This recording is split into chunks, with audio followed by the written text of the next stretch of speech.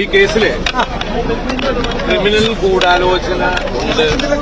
ആ ക്രിമിനൽ ഗൂഢാലോചന അന്വേഷിക്കണമെന്ന് മഞ്ജു പറഞ്ഞെടുത്തുനിന്നാണ് എനിക്കെതിരെയുള്ള ഗൂഢാലോചന ആരംഭിച്ചത്.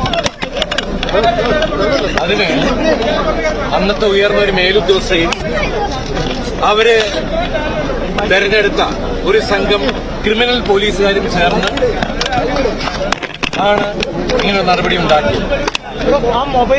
അതിനായിട്ട് ഈ കേസില് മുഖ്യപ്രതിയെ കൂട്ടുപിടിച്ച്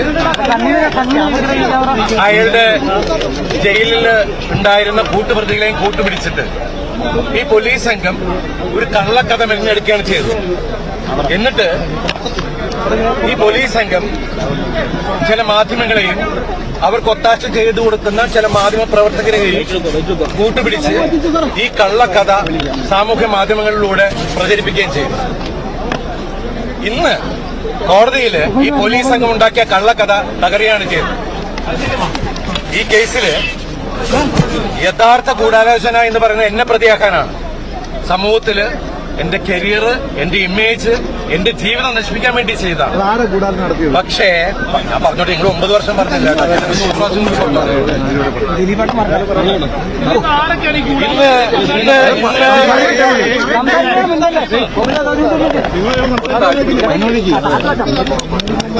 ഇന്ന് എനിക്ക് എന്റെ കൂടെ നിന്ന് എല്ലാ കുടുംബാംഗങ്ങളോടും, എന്റെ സുഹൃത്തുക്കളും അവരുടെ കുടുംബങ്ങളോടും, അതുപോലെ എനിക്ക് വേണ്ടി കാണാത്ത കേൾക്കാത്ത ആളുകൾ ഒരുപാട് പേര്, കോടിക്കണക്കിന് ആൾക്കാർ എനിക്ക് വേണ്ടി പ്രാർത്ഥിച്ചിട്ടുണ്ട്. അവരോടൊക്കെ ഞാൻ ആത്മാർത്ഥമായിട്ടുള്ള നന്ദി പറയുകയാണ്.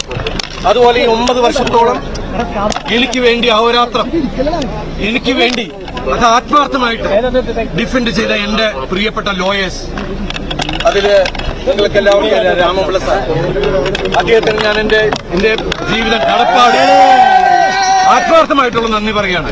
അതുപോലെ അദ്ദേഹത്തിന്റെ കൂടെയുള്ള സുജേഷ് മേനോൻ, പിന്നെ എന്റെ കോളേജ് മേറ്റ്, എന്റെ സീനിയർ ആയിരുന്ന ഫിലിപ്പ് ടി വർഗീസ്,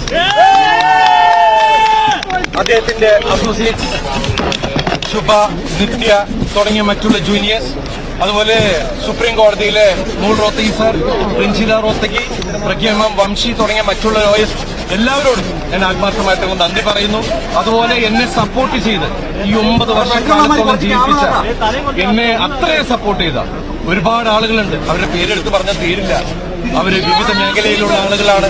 അവരോടെല്ലാം ഈ നിമിഷത്തിൽ ഞാൻ ആത്മാർത്ഥ